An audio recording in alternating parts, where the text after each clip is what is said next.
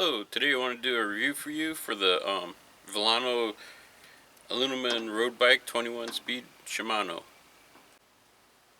Alright, here we have the Vilano aluminum road bike. It's 21 speed Shimano, and might be thinking, well, why would I want to get this bike? This is a road bike.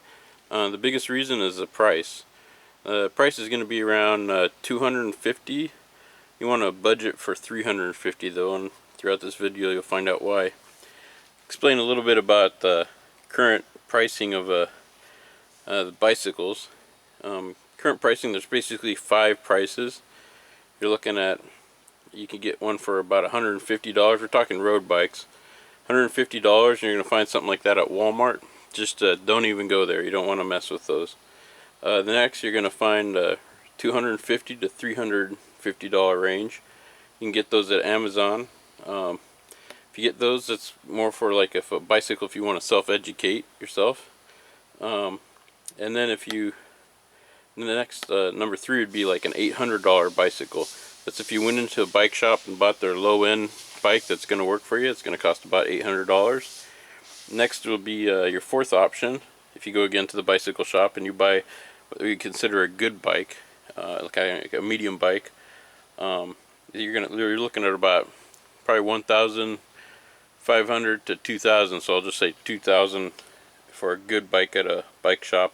And if you wanted to get a high end, you're looking around $10,000 at a bike shop. Those, in my opinion, are way high prices, and I'll make a different video discussing the price in the bicycle industry and what's going on there. But this is a review of the Vilano there. So if you're not going to work on your own bicycle, you don't feel comfortable working on your own bicycle, I recommend you don't get this bicycle. You want to get the $800 beginning bike at a bike shop, and then you're going to have to pay them to do the adjustments. This bike's not for you if you're not wanting to work on bikes. Ironically, if you're thinking about this bicycle, you need to know or want to know how to work on bicycles. I also recommend go to Amazon and look at their bicycle sizing chart, how-to. It's a very good description of how to size the frame so you order the correct size bicycle for you. I recommend, if you're going to try to learn how to work on bicycles on your own, I recommend watching the Park Tools video channel. They make excellent how to work on your bikes, and they sell the tools, and so they want you to have a good experience with the tools. So they're, in my opinion, one of the best resources. There's a lot of mistakes out there, even on my own. I'm not a professional or anything. If I show you something, it might not be the correct way to do it, and there's lots of misinformation on YouTube on bicycle maintenance, but Park Tool seems to be really dialed in and offering really good information, so I highly recommend their videos. Okay, this bicycle is not a bike you're just gonna get out of the box, put it together, and go for a ride. It's probably gonna take you about a week to do this right. This is unless you know how to already adjust bikes and you know exactly what you're doing. In this case, you probably wouldn't be buying this bike anyways. You'd be probably getting that $800 entry-level bike, or you'd have a bike frame already and be building your parts from scratch. So this bike would be recommended for somebody who wants to get into road biking, doesn't have $800 to throw at a bike, and is eager to learn how to work on their own bike, which you want to do anyways. Unless your money's no problem, you can afford just to take the bike down for $50 every time you need something done at the bike shop. Also, I don't recommend you waste any money on putting nice upgrades on this bike. What I mean by that is don't go out and get really fancy wheels or rims or anything like that. Just save your money for a better bike. This is an entry-level bike. This is a great bike to learn on. Okay, next I want to talk about is actually some features I do not like about this bike. So I'm just going to come right in and talk about these pedals. These pedals, they're just too cheap. If you did do an upgrade, this would be something worth doing. I mean, it'll get you by to start. You can work on them. All I'm going to say is it might be hit or miss, because I've noticed that the pedal on the other side works better, or one of these two pedals feels comfortable and the other one feels like it's bent or something, but it doesn't look bent, so I don't know quite what's going on there. And see how they're also like I don't know if you can tell, let me get a down shot. See, it's not symmetrical, you know, this end sticks out, this one's shorter, so I'm assuming, but I don't know, maybe you're supposed to have your foot with the short end and the back end, because maybe the heel of your foot's bigger, I don't know. And there's a right and left pedal, so you can't put this on the other side, and that's because of the threading. I notice like there's a bend here, so I don't know if the other pedal is not symmetrical, but they feel different to me. They'll work, but that's just something I don't like about the bike. I've had better pedals, similar style, that work way better. Also, next thing I'm gonna take you to the shifter location. I don't like this. Takes getting used to. It's kind of clumsy to be riding your bike and then reach to the center and then do your shifting and then put your hands back. I'm used to trying to shift up in this area, or not. My road bike, you just turn the handle thing. It's way more convenient than this, so I kind of don't like that. It takes getting used to. It's not the end of the world, but it takes getting used to. Next is the end caps on these. Let's see if you can see. See, it's they're like coming off. I don't know if I just got to tap that in with a hammer or something, but that's just a problem I'm not used to dealing with, and so I kind of don't like that. The tubes, this is probably not so much as a bicycle's issue. It's got those, I guess you call them Presto valves, and that's an industry thing. I just don't like these type of valves. That's pretty much it. That's just a personal preference. I just don't like those kind of valves. And the rims don't seem that deep, so I don't really see a need for that, but maybe there is, but sorry, I just don't like that. It's just a personal preference, I guess. See, the brake location is kind of weird. If you're up here, you can't apply your brakes. If you're down here, you can't apply your brakes. Kind of the only way to apply your brakes is, I'm doing this with the wrong hand, to be over here, is to have your hand here, which is comfortable when you ride that way. And also, when you apply the brakes on it, you can't just do it with one finger. You could, but you're probably going to want to use as much of your, like 3 fingers. It'll be just easier to do it. So the brakes are a little bit hard to work with. But that's more of a pricing thing, I guess. It would be nice if they were a little bit better brakes. Their brake location was a little bit easier to get to. Also, these brakes tend to slip a little bit, so they're not the best quality brakes. It's probably just cheap brake pads, I'm hoping. And let's see. Also, one thing I don't like is I have like a mountain bike that I converted to a road bike, and it has quick release seat posts. It makes it really handy. When I say quick release, I'm talking about, you know, these kind of releases. So you have to have an Allen key to make adjustments on your bike height. So I don't like that. That's something I don't like. Alright, I apologize for some of these angles, but the sun's coming out and I'm trying to stay in the shade so the camera lens doesn't get blinded. So here's some features I do like about this bicycle. The number one is the price. The price is really good.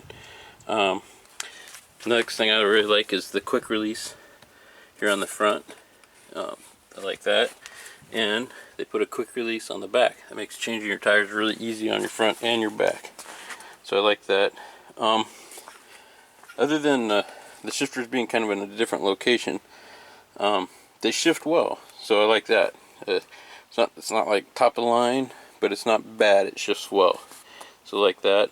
I like that the fact that, I mean, you have Allen or like Phillips screwdrivers or Phillips screw heads every once in a while, or flatheads on some spot, but for the bulk of the bike, the majority of them is Allen screws, and I like that a lot. And the bike's easy to work on, so I appreciate that. So now I want to talk about some general features that I neither like nor dislike. They're just the features. So I'll start with the handlebar. You know, it came bar taped, so that was nice. The handbrakes, other than being just kind of different, they work well. So like I said, the only thing is you want to use as many fingers as you can get on there, and there's not anything special. They're kind of like lower middle of the grade, but they work. The shifting, let me talk about this a little bit.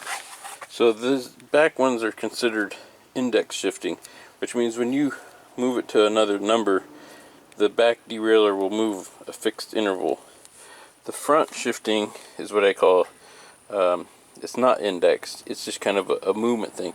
So you're kind of causing the front derailleur, which is right down here, it just swings in and out, which is actually not bad. It's not indexed, so when it doesn't have like 3 numbers on there that you click 1, 2, or 3. You just kind of push it, and it'll flip up to the position you want. And it works well. It's just different, but it works well. Let's see. Cable adjusters is nice. They're really generous with all the cable adjusters. Some bikes, lower end bikes, won't have cable adjusters all over, so they did a good job about cable adjusting all the ends of their cables. The derailleur adjusters, you know, they're standard. So, let's see here. You know, you just got your high and your low screws, or your low and your high, I believe it is. And so it's just like any other bike, and it's Shimano. I believe those are Shimano. Same in the back. Let's see, where is it? It's on the sides here. Here's your adjusters. So it's standard. So that's just normal there. Let's see here. What else they got? Oh, it comes with all your holder bolts. What I mean by that is it's got 2 bolts in here, and there's 2 bolts in here. This was an aftermarket piece that I'll talk about here shortly. But so that was a nice feature. And the last thing I'm going to talk about is your seats. A lot of people don't realize that, see, there's little grip things here. Sorry. And you can loosen this bolt and actually tilt the seat different ways. It doesn't adjust very far. It's hard to get the front end down. And I got it maxed out. But see, there's little gears down here, or gripper things. And some people I've seen don't realize that you can adjust this. So this is something I wanted to point out. It does have adjustment. It's not the best seat in the world, but it works. Okay, next I'm going to talk about some things you want to buy for this bike. First of all, recommend you only buy what you need. Don't go bike or online and say, oh, I might need that tool, and buy it. Wait till you need that tool and buy it. That will avoid you buying tools that you never use. Probably I recommend using Park tools. They're good. Here's a plug for Park. You know, they're good tools, and I left this one out and it got rained on, so it's still rusty. You need to clean that up, but it still works really good. This is a crimper and a cutter. I like this tool a lot. Their tools are you get your money's worth. They're not high-end tools, but I mean, this one's a really nice tool. But the price is kind of medium low, so you're not paying through the nose for it. I would say it's better. They're better quality than Harbor Freight. They're a little bit more expensive. Oh, here's a cat. Oops. Hey kitties. Here's my cat. I thought that was my cat and I was petting it. Now my cat's mad. Hold on, let me break up this little fight here. Okay, kind of got the cats separated a little bit. They're still both next to each other, so hopefully they won't start fighting while I'm videoing this. I recommend get a little toolbox. Nothing fancy, but a toolbox just to put your tools at, so you have a toolbox just for your bicycle tools. Get yourself some Allen keys. I really like this deal. This will work on the bulk of your keys. It's just like let's see, I think it's a 4mm, 5mm, and a 6mm bolt all in one. This is like 90% of everything on your bike right there. And then just get yourself a little metric Allen wrench set. These are really handy too. You put sockets in them, helps out a lot. Let's see, you want to get a tire pump, and when you get your tire pump, make sure it's got the right kind of valves. These are those Presto valves, I guess I call them Prest valves. They're not Schrader valves like normal car valves.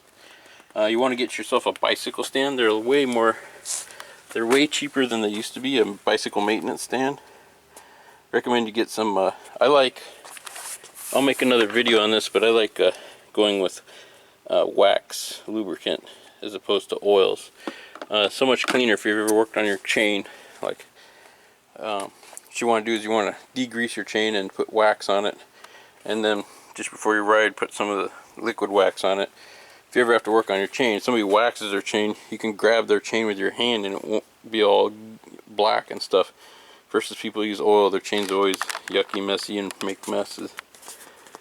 Let's see. I recommend you get a kickstand.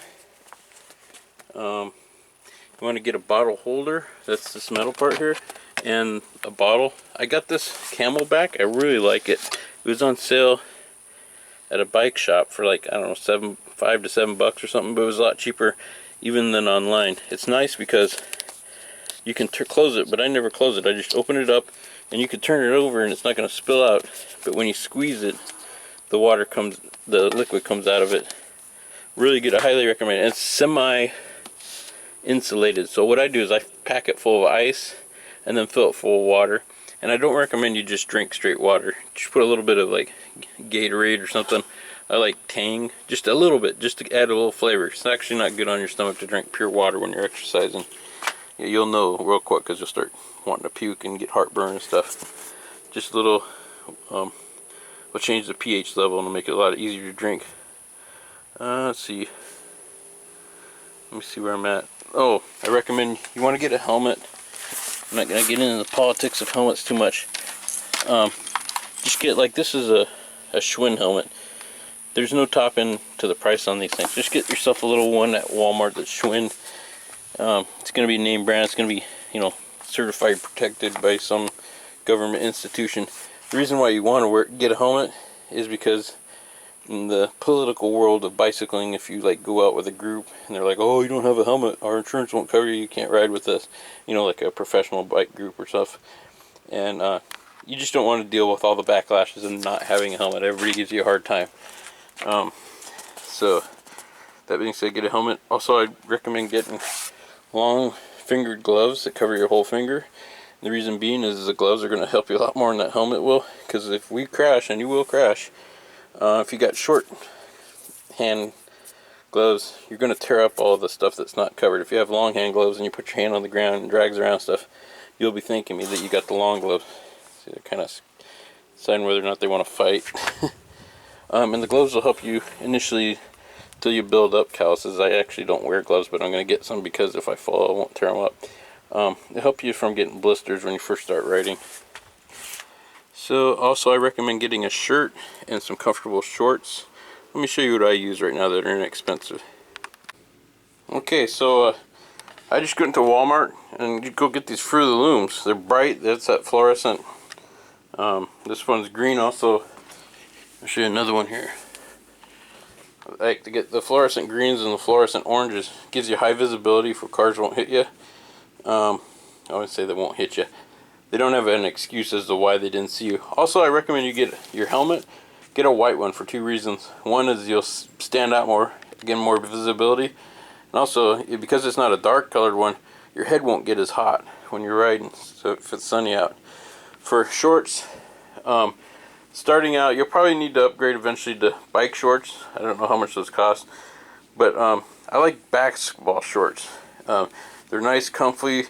They don't have, you're not getting any stitching inside your groin area or anything like that. And they're comfortable. So that's kind of my setup.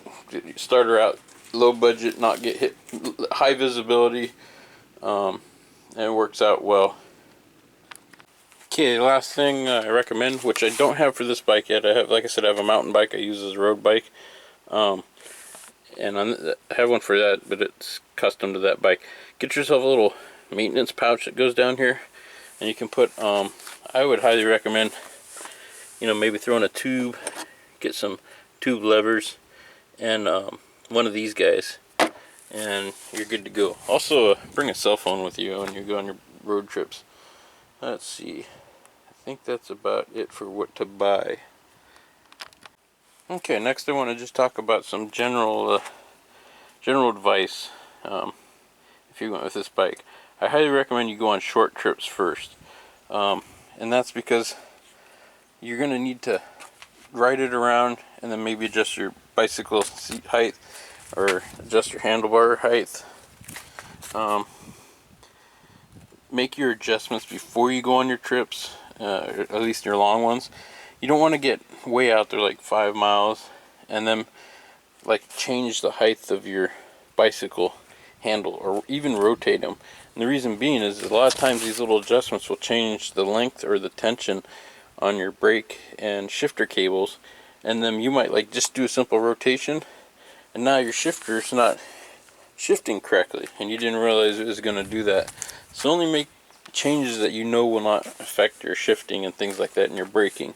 Maybe you could adjust your bicycle seat height or something simple like that, but don't make any major changes when you're way out there. Make sure you're close by, so if you had to walk home, you could walk home. This bike is set up for me right now and it's way too what they call aggressive. That's how far you're leaning forward. I recommend you go the opposite of aggressive would be what I call comfort. So you're sitting more straight up on your seat. You can watch videos on, seat adjustment and they'll talk about aggression. So if the lower you're bending over, the more aggressive. And there's 3 aggressions on this bike. You got the super aggressive, which is if you're holding down here. If you're holding your brake, you're going to be kind of like a medium. If you're holding up here, you're going to be at your highest level on here. And your seat affects that and how high you have your front. Anyways, I recommend you go for comfort first. As you get stronger and know what you're doing, then you can start going into a more aggressive stance. So that's my advice. Go to a non-aggressive stance first, and then if you feel comfortable, then you can move to an aggressive stance. Let's see. Mentioned bring a cell phone with you. Again, make sure you got cold water, and don't drink straight water. Trust me. Your body needs a little bit of electrolytes. You put just a little bit of, again, I like Tang. Put a little bit of that in there. What that does for you too is, if you drank straight water, you might end up having to go to the bathroom a lot. By having a little bit of flavor in there, it actually is easier on your system. Your body will hold the water and you'll lose it through sweat as opposed to wanting to discharge it as urine. So that's a big tip right there. Okay, the last section of this video, I'm going to talk about some things that I've noticed that you would want to watch for when you're making adjustments to your bicycle. Your brake cabling, when you have to decide when you it puts together like really easy. Anybody should be able to figure this out. If you can't figure it out, this is not the bike for you. But I can't remember what all. Oh, the handlebars weren't attached. They were kind of like off, and you'd attach them on. So you want to pay attention to your cable routing. Like you don't want it all wrapped up so where you couldn't see how much tension there is right there. It'll turn all the way to the correct side without like overdue tension on here, and that's even a little bit tight, but you're not going to turn like that when you're riding your bike. But those are things you want to pay attention to and you're doing your cable routing. If for instance I had that same cable and it was like going, if it was too tight, you get the picture. You want to pay attention so your cable routing's free. Next thing you want to watch on your brake cables, you're probably going to need to adjust this to make sure your brakes are applying to the rims. These brakes, I think it's the pad material, they don't grip very well. There's a lot of slippage there, so you have to be careful. Think of your stopping ahead of time. That would probably be an upgrade. I'd recommend maybe get some better brake pads, but you want to make sure your brakes are hitting the rims and not hitting the tire or missing them or cocked or anything like that.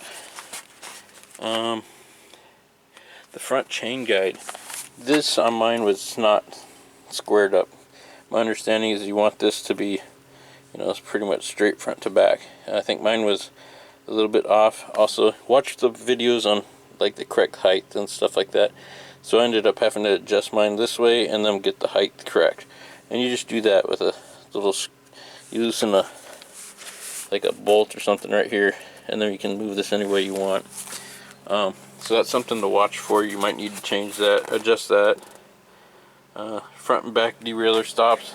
Any bicycle, you're going to need to do that. They're just normal. They're just right here. And on the back of your derailleur. Again, watch your videos on how to adjust those. So you need to adjust your end stops and then your cable shift tension. This is not a maintenance video, but that's something you're gonna definitely need to adjust. Also adjust your quick release tensions. Don't trust them, you know, take them off and re-put them on, and make sure you set these correctly. Let's see. Oh, the only cable that didn't have, like, that was just hanging out there was for this front brake cable. So, you want to get some of these ferrules or end crimp things. Anyways, they're dirt cheap, like $1 gets you 100 of them. Just go get yourself a box from eBay or something, and then you'll have it. And so you'll need to cut this cable length and put a crimp end on it so you don't poke yourself.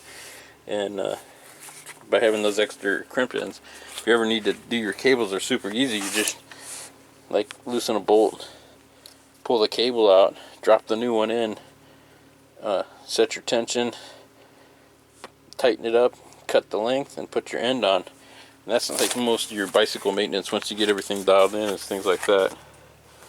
And again, I mentioned wire routing. Just make sure like none of the little ferrules have popped out or anything, and your wires are all routed correctly. It's really, what you really should do is find somebody who's already really big into road bikes after you get all done, and have them look over and make sure you didn't miss anything. And the dangerous things that you might do is you'll forget that you didn't check this, and this might be loose, and you're riding out there and you take a turn and your bicycle seat shifts or something. So you really need to try to go over every little nut and bolt on here and make sure everything's snugged up and tight and nothing's loose. Don't take anything for granted. You know, these might be loose, and running down the road you go over a bump and your handlebars twist on you or something. So it is kind of, really want to go over your maintenance well. The good thing is when you get done, you'll have got a bike that really rides well for an entry-level bike, and you'll have learned all the major maintenance points, and that's what you want to learn if you're going to get into biking. Unless you got a lot of money, you can just, every time something happens, you just whip out the credit card and have a bike shop do it. But so many things are actually very easy, but are a little bit expensive to keep running out to the bike shop. I mean, imagine every time you got a flat tire, if you had to take your tire into the bike shop to have them change a tire because you weren't willing to take the time to learn how. But for a lot of rich people, those guys buying the $10,000 bikes, they don't care because they can afford to drop that kind of cash, and they just don't want to deal with it. Anyways, I hope this video helps you on your, if you're thinking about this bicycle. Hope it gives you some insight onto it, and I'm glad I bought it, and it works really well. Like I said, I had a mountain bike I was using as a road bike, and it's almost like people ride these things as like cheating.